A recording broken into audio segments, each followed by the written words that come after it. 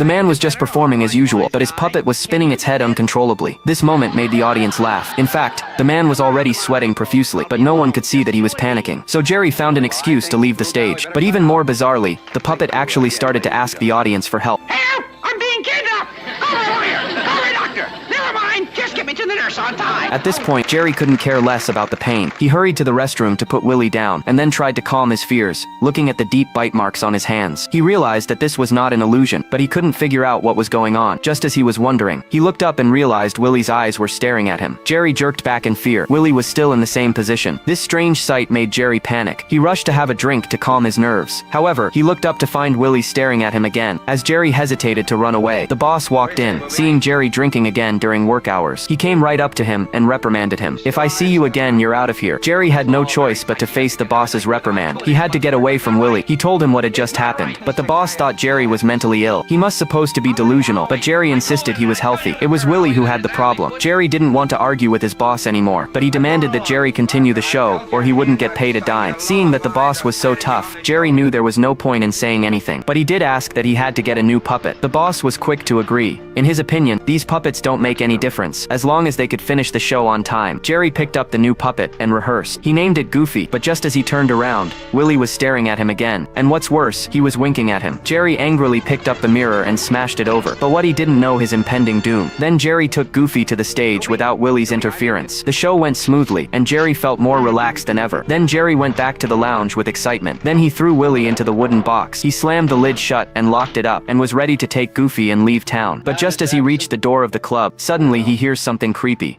You're not gonna leave me in a stuffy old trunk, are ya?